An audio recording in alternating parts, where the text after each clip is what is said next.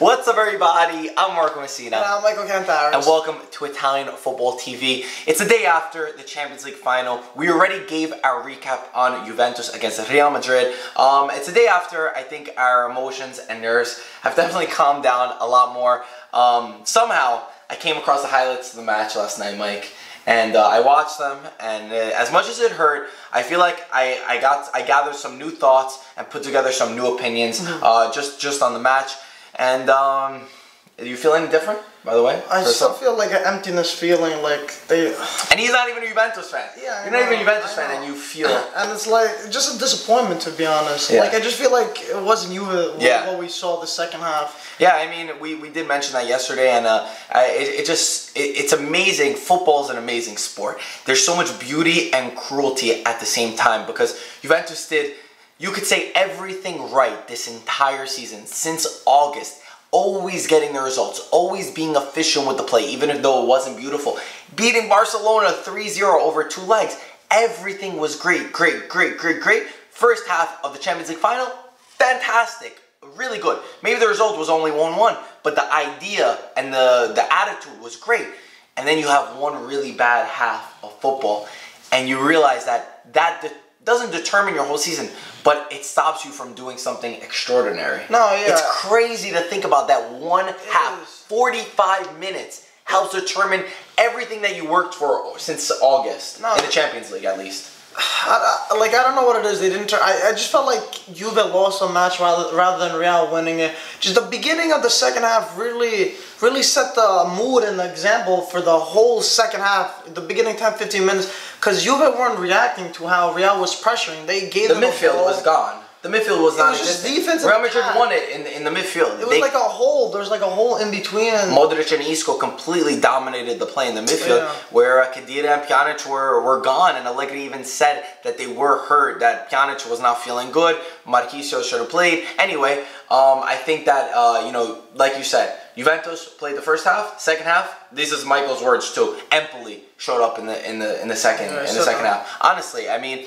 that's the real disappointment to me. You said, it wasn't Real Madrid winning, it was Juventus losing, and I agree with you, and I disagree, because Real Madrid is Real Madrid. If you could keep a champion like Bale on the bench the entire match and already have the game won, that says where you are. But I'm not using that as an excuse. It's more of a disappointment that I knew Juventus were better than what they displayed on the pitch. And the final result. And the final result especially. They're much better than that. But the day came and they didn't perform in that second half, and that's what football does to you. And I think that I also want to address, a lot of people saying that this means Juve's season is a failure. I think that we've gone almost spoiled to the point where Juventus did something historic. We must not forget. Juventus won 6 straight Scudetti. No one has ever done that. No other Italian team has done that. They won 3 Coppa Italias in a row. And yes, it's become the benchmark and it's been expected, but in the big picture, it still is incredible. And of course, I want the Champions League. But for me, it was a great season. It's still a great season. Juventus got to the finals. I don't know how you could say it's a failure just because you didn't win. You have to realize that there are other teams who work really hard for this too. It's not just Juventus in this world. You can't have a tunnel vision. You can't have a tunnel vision and just think one thing and it's a failure just because you didn't win in the finals. I mean, it's incredible to think about that. And I think it was a great season. You learned a lot. It sucks to lose. It really sucks to lose. And I'm not giving an excuse to losing, because this team was built for the Champions League. But this team was built for the Champions League and they made it to the final and they lost to the better team. And I think that it was a great season. Wasn't extraordinary because of the Champions League. 9 out of 10, 9.5 out of 10.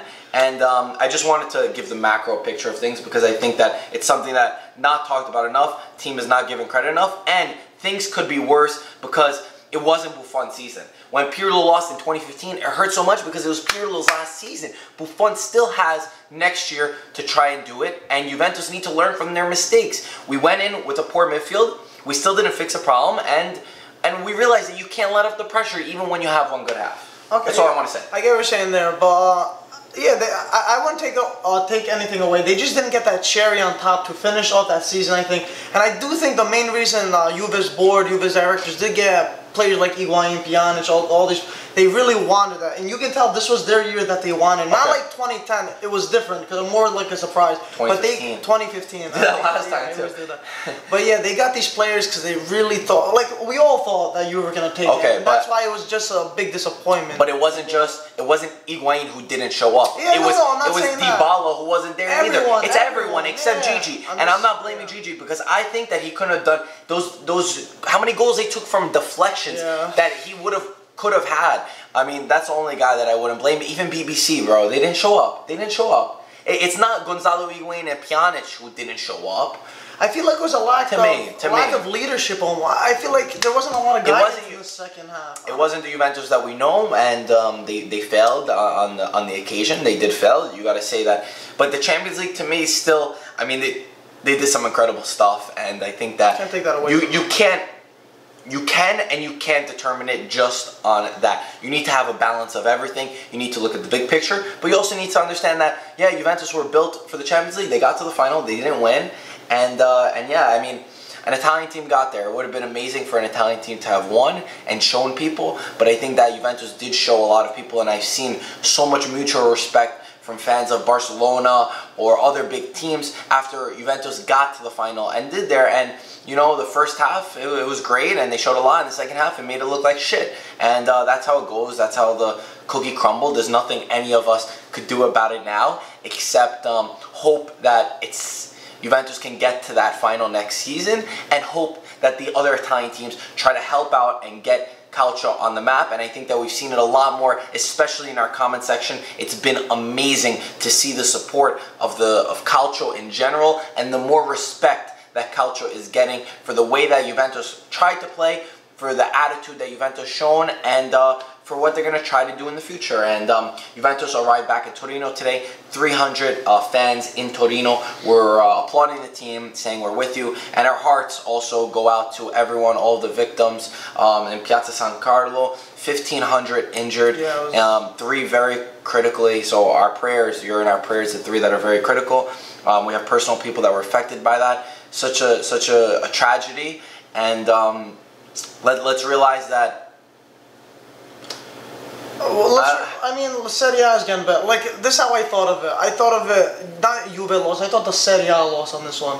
That's how I saw it. There were some comments that I didn't really like a lot of, you know, fans from other teams that went against them. When at the end of the day, if Juve lose or whatever Italian team loses in Europe, it fixes Serie A. So that's how I thought of it. Like, the whole league wasn't the best. But then you got to think of it. A team of Serie A went to the Champions League final, and it does show the 2 times in the last 3 years. You can't dispute the facts. Honestly, they haven't won. They lost 7 out of 9 finals, which is terrible. But listen, every single day, I would always rather get to the final and have even if you say 1% of the chance to win, than to sit on the couch and watch them from the TV. That's just my perspective, and I think Juventus have everything to be honored about, and our expectations got to this point because of the high level that this team has set over this past 6 years, and we must remember that. Anyway, that's just our thoughts. Little reason more to smile and to feel optimistic, and just to put things into perspective. So thank you for watching. Again, jump in the comment section below, and we'll talk to you soon. Ciao ragazzi.